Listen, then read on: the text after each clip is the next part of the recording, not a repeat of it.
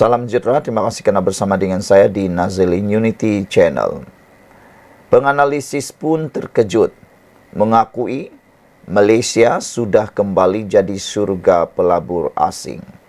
Sebenarnya isu ini bukan hanya kerana kehebatan Anwar Ibrahim, bukan hanya kerana kehebatan kerajaan perpaduan, bukan hanya kerana kehebatan kerajaan Madani.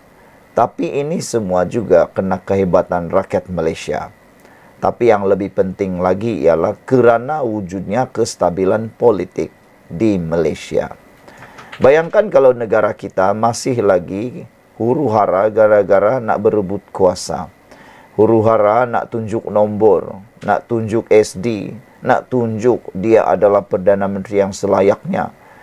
Apakah yang akan jadi dengan Malaysia kita?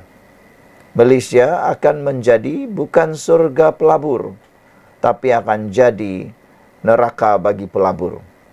Kerana kestabilan politik adalah pemangkin nombor satu keyakinan pelabur untuk masuk ke Malaysia.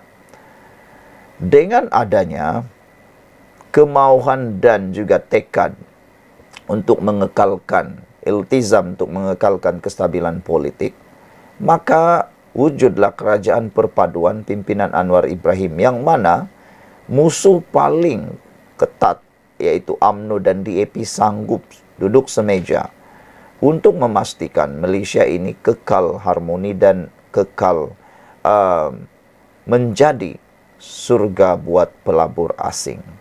Mereka sanggup. Tapi ada pula yang sekarang ini masih lagi sibuk mempertikai tentang akuan bersumpah untuk jadi Perdana Menteri. Kalau ini terus diratib dan diratib, tidak mustahil. Ianya bakal mempengaruhi keinginan pelabur untuk masuk ke Malaysia.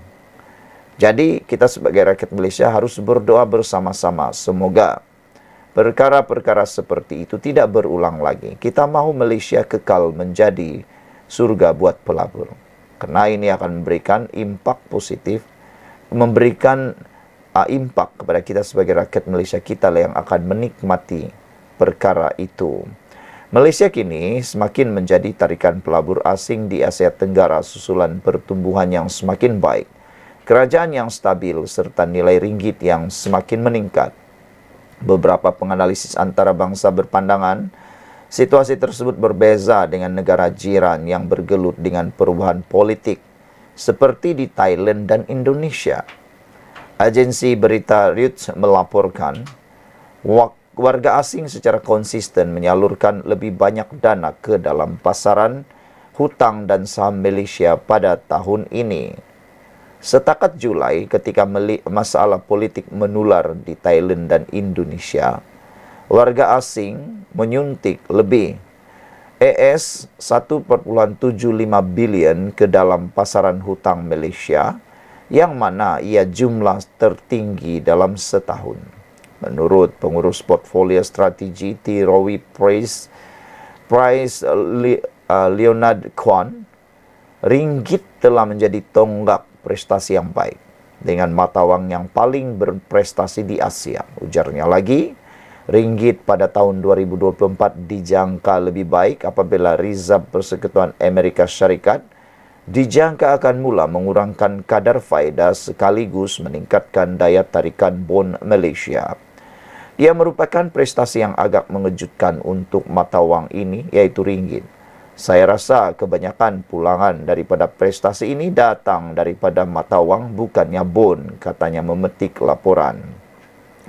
Kisah kemunculan semula Malaysia disokong oleh ekonomi yang berkembang pada kadar terpantas dalam 18 bulan dan persekiraan politik yang stabil sejak Datuk Seri Anwar Ibrahim menjadi Perdana Menteri pada tahun 2022 selepas bertahun-tahun bergolak. Prestasi rendah pesaing Malaysia di rantau ini telah membantu dengan kemulut politik di Thailand dan kebimbangan mengenai kerajaan Indonesia yang akan datang menjejaskan pelabur. Sektor pembinaan, kuasa dan infrastruktur yang menonjol menawarkan pelabur peluang untuk bergerak melangkaui teknologi dan pengguna yang mendominasi di rantau lain, kata pengurus portfolio itu. Potensi kepelbagaian ini adalah salah satu faktor utama yang menjadikan Malaysia sebagai destinasi pelaburan yang menarik, kata pakar strategik berbilang aset kanan di State Street Global Markets, Ben Luke. Sekian dulu untuk kali ini. Jangan lupa tinggalkan komen Anda untuk Malaysia kita. Bye-bye. Salam sejahtera. Terima kasih kerana bersama dengan saya di Nazilin Unity Channel. Satu lagi pendedahan menarik berkaitan dengan PAS dan UMNO dan DAP. Saudara, sebelum ini dalam pilihan raya, di mana-mana pilihan raya, seringkali DAP menjadi sasaran untuk cuba mengalahkan UMNO. Mereka mengaitkan, khususnya pembangkang mengaitkan kerjasama untuk UMNO bersama DAP bagi meraih undi Melayu Islam. Seringkali yang bertanding UMNO, tapi DAP menjadi bahan. Tapi isu itu tidak menjadi dibiarkan kiri. Namun tetap dipakai guna pakai juga. Biasalah kan, tiada modal, nak gunakan modal lain, hantamlah orang lain. Tapi akhirnya, ini adalah penjelasan Syari berkaitan dengan UMNO DAP. Kata beliau, sebelum UMNO DAP adalah awal lagi dah ada PAS DAP. Jadi PAS cuba mengaitkan kerjasama UMNO dan DAP, tapi Syarani kata, sebelum ini, sebelum ada UMNO DAP, sudah ada pun PAS DAP. Kenapa mereka lupa perkara itu?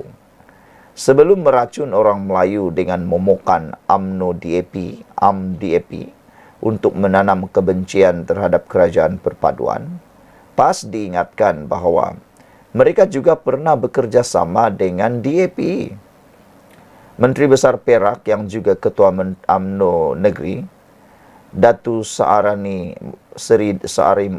Muhammad berkata, sejarah menunjukkan PAS terlebih dahulu menjalankan kerjasama dengan DAP.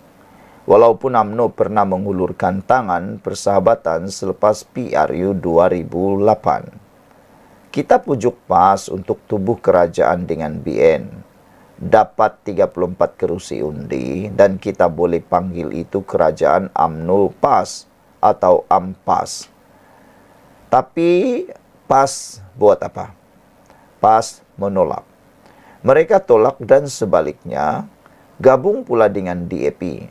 Maka jadilah PAS DAP atau PAS dan DAP. Ini cerita tahun 2008. Budak-budak sekarang kalau umur 18 dia tak tahu cerita ini.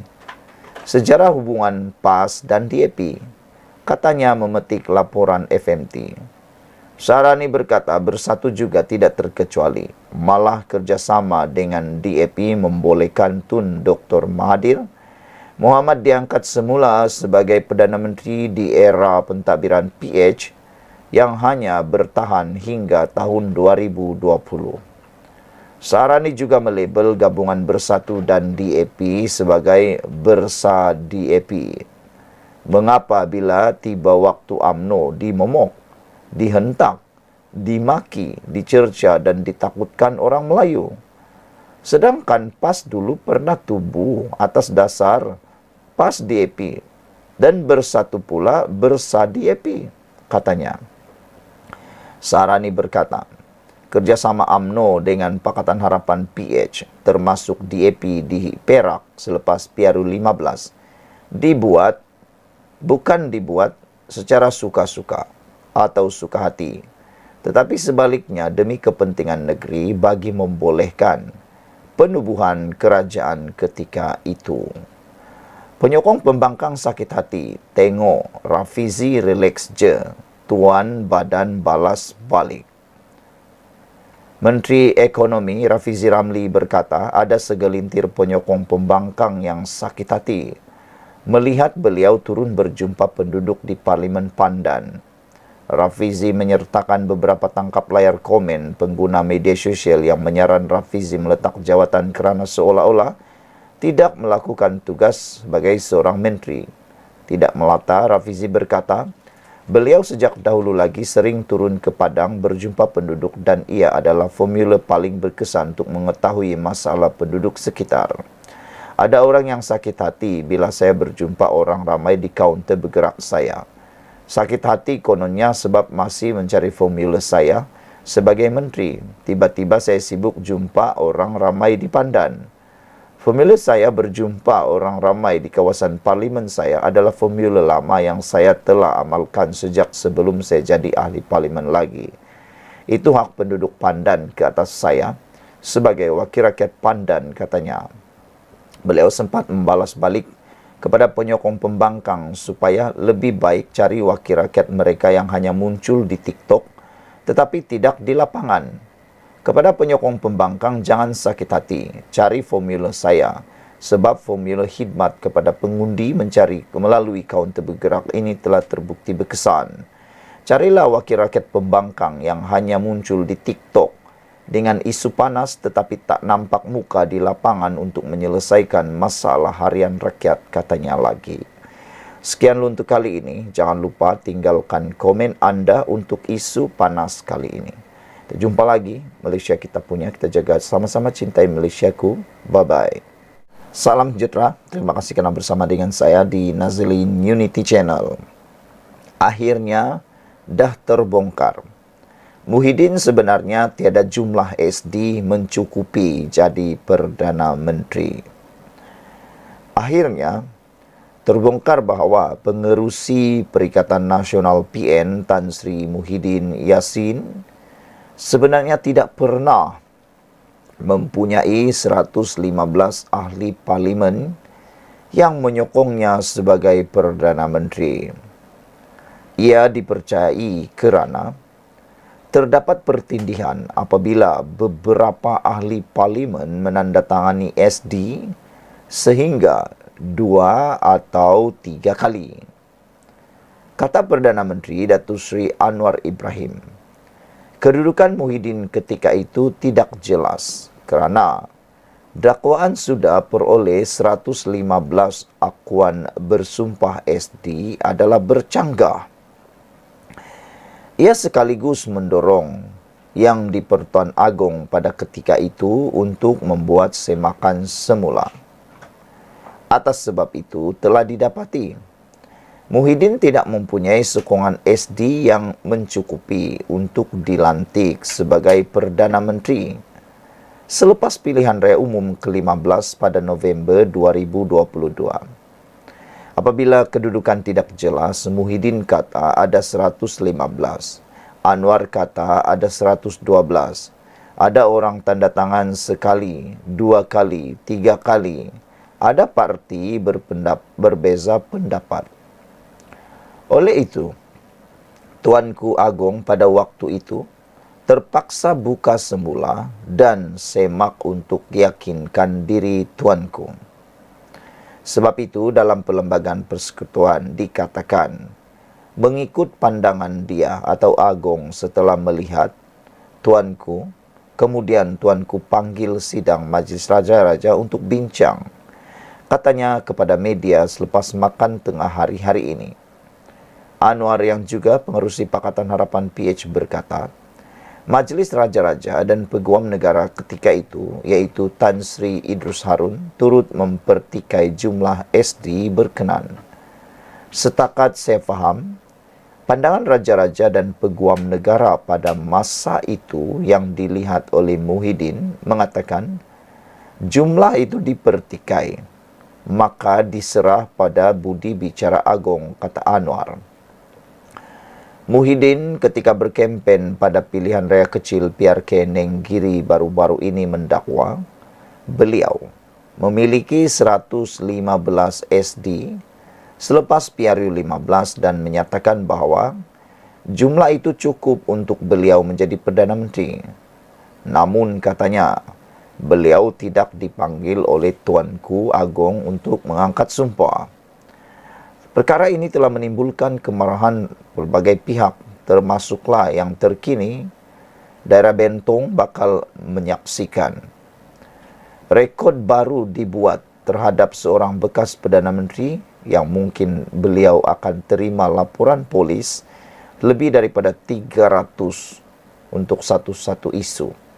Dengan adanya tindakan itu menunjukkan ianya adalah perkara yang sangat besar, membuatkan rakyat gelisah dan tidak berpuas hati.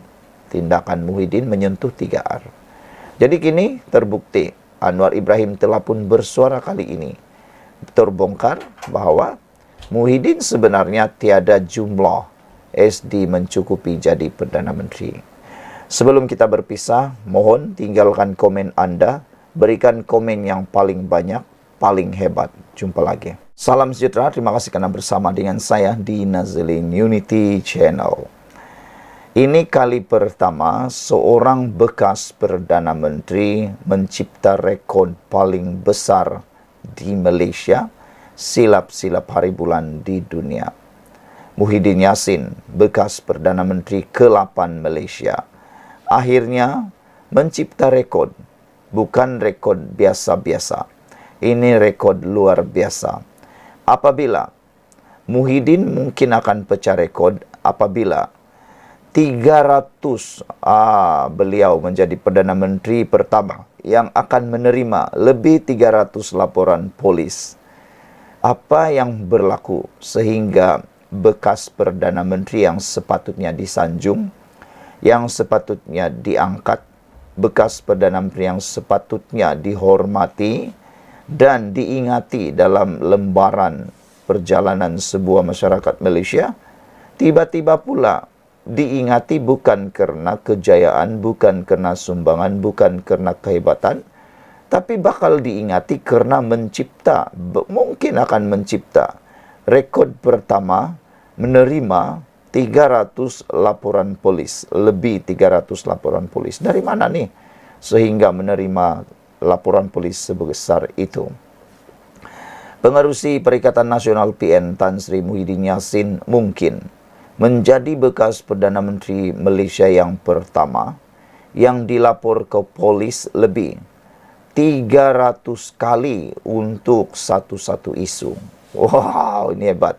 Maknanya begini, karena satu isu sahaja dia mendapat laporan polis sebanyak lebih 300 kali.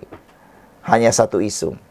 Mungkin ramai Perdana Menteri di seluruh dunia kah, di Malaysia kah, yang menerima laporan polis banyak, tetapi itu mungkin pelbagai isu dikumpulkan baru ada lebih 300.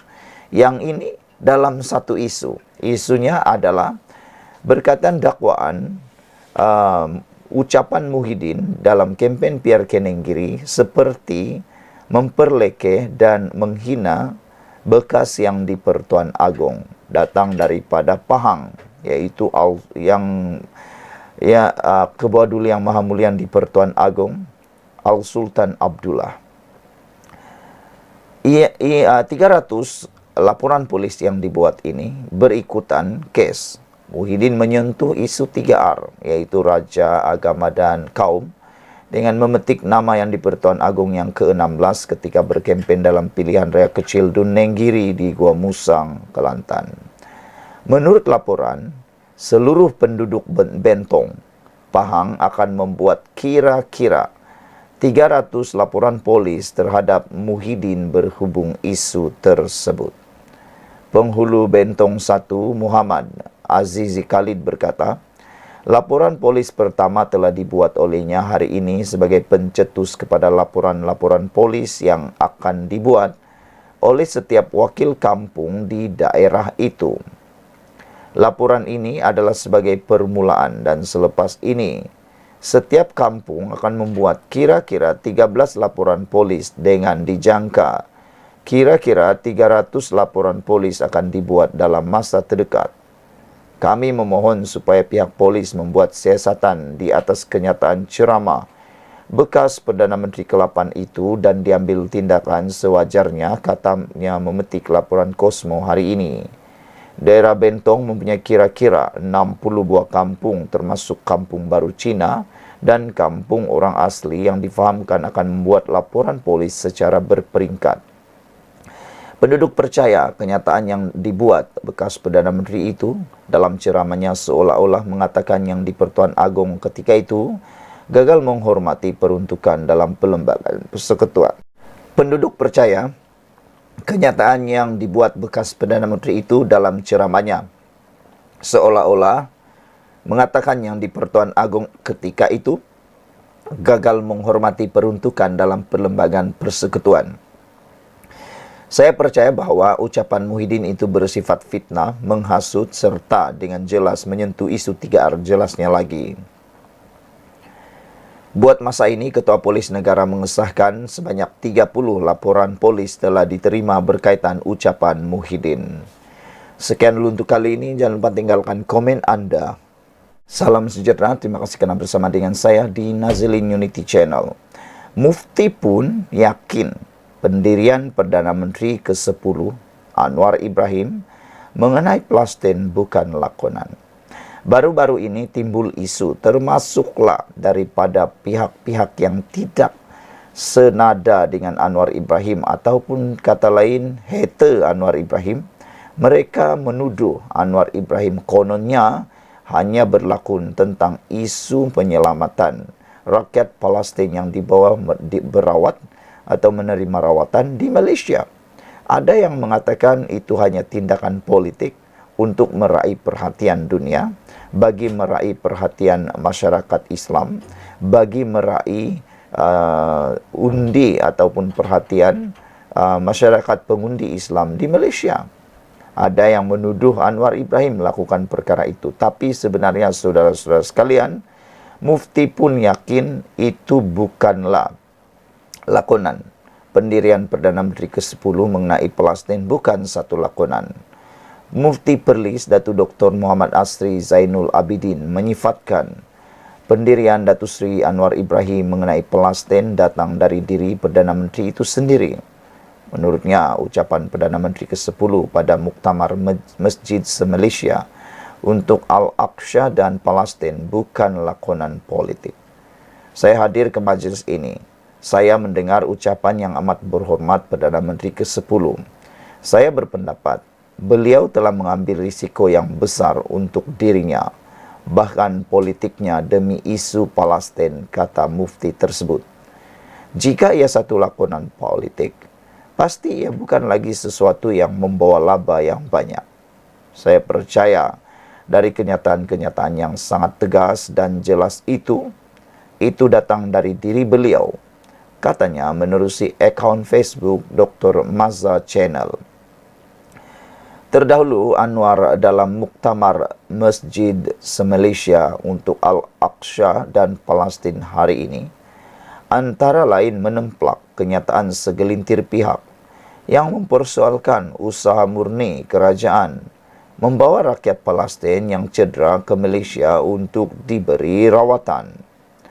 Mengulas lanjut, Dr. Muhammad Asri berkata, Allah lebih mengetahui segalanya. Itulah andaian saya yang tidak terlibat dengan parti politik sesiapa, kata Mufti itu lagi. Pemimpin-pemimpin gerakan Islam yang tidak memegang tampuk kuasa sahaja, yang biasanya bercakap demikian, ujar beliau. Saudara-saudara sekalian, dengan kenyataan daripada Mufti Perlis ini, maka dapat disimpulkan bahawa Anwar Ibrahim sanggup merisikokan jawatan Perdana Menterinya yang diperjuangkannya berpuluh-puluh tahun dengan keringat dan air mata, semata-mata hanya untuk memperjuangkan Palestin.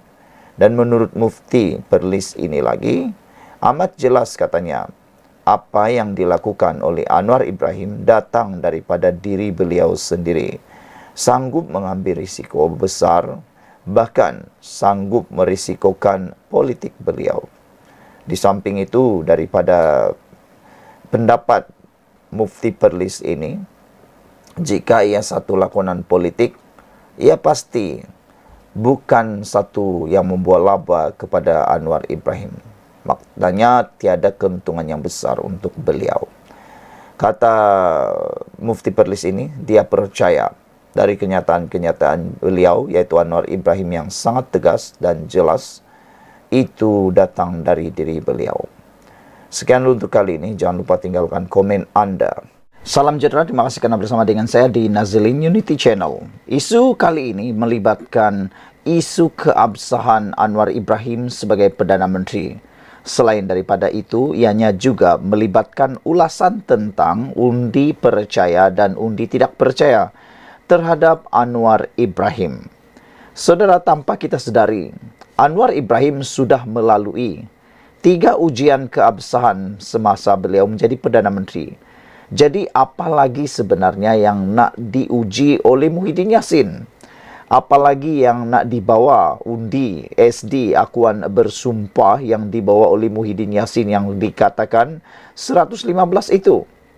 Sedangkan apa yang dikatakan oleh Muhyiddin itu belum pun dibuktikan secara sah dan muktamad. Kalau berani dedahkan nama-namanya semua. Daripada 1 hingga 115 buktikan nama-nama itu, termasuklah ahli Parlimen Barisan Nasional. Barulah percaya semua orang.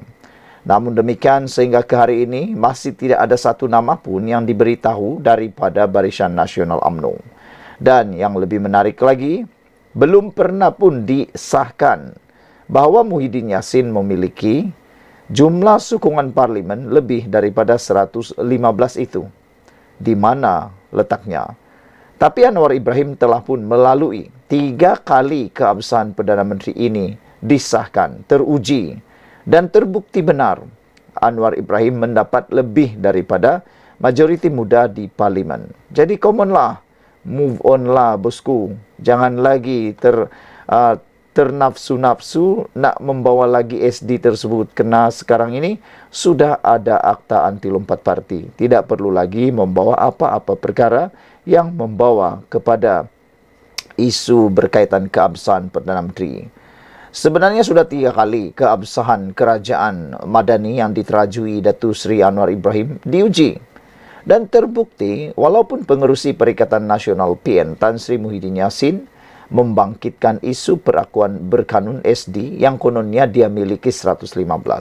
Tapi Anwar Ibrahim tetap memiliki lebih daripada 115. Jadi di mana sebenarnya apa buktinya Muhyiddin itu memiliki 115? Sedangkan Anwar Ibrahim sudah teruji di Litar Lumba. Muhyiddin pula belum teruji di Litar Lumba. Nak percaya mana satu? Terpulanglah pada anda. Menteri Komunikasi Fahmi Fadzil berkata, kali pertama keabsahan Anwar Ibrahim sebagai Perdana Menteri ke-10 terbukti semasa usul undi percaya yang dibentangkan pada persidangan pertama Dewan Rakyat pada 19 Disember 2022. Menerusi satu kenyataan, Fahmi yang juga juru cakap Kerajaan Perpaduan berkata, keabsahan Kerajaan Perpaduan sekali lagi terbukti apabila Belanjawan 2023 diluluskan pada 9 Mac 2023. Bermakna apabila belanjawan itu diterima, makanya Anwar Ibrahim sah memiliki jumlah yang cukup sebagai Perdana Menteri. Belanjawan pertama yang dibentangkan di bawah pentadbiran Kerajaan Perpaduan diluluskan di Parlimen itu selepas majoriti ahli Dewan Rakyat menyatakan sokongan pada rang Undang-Undang RUU Perbekalan 2023. Bukti ketiga jelas, Fahmi, ialah apabila Dewan Rakyat pada 2 November 2023 meluluskan rang Undang-Undang RUU Perbekalan 2024. Belanjawan 2024 selepas RUU itu selesai dibahaskan di peringkat dasar. RUU Perbekalan 2024 itu diluluskan menerusi undian suara. Ketika sesi mesyuarat dipengerusikan yang dipertua Dewan Rakyat Tan Sri Johari Abdul. Tiada pertikaian lagi. Move on lah, come on, tegas Fahmi lagi. Sebelum ini, Muhyiddin telah membuat kesekian kalinya membangkitkan sekali lagi isu SD, walaupun Anwar telah membuktikan sokongan terhadapnya di Dewan Rakyat. Semasa kempen PRK Nenggiri beberapa hari yang lepas, Muhyiddin mendakwa dia memiliki 115 SD selepas PRU 15. Dan dakwanya, jumlah itu cukup untuknya dilantik, menjadi Perdana Menteri. Tapi ramai yang percaya. Tapi sekarang ini, dengan pendedahan seperti ini, kita makin meragui. Sekian untuk kali ini. Jangan lupa tinggalkan komen Anda, tekan butang subscribe. Jumpa lagi.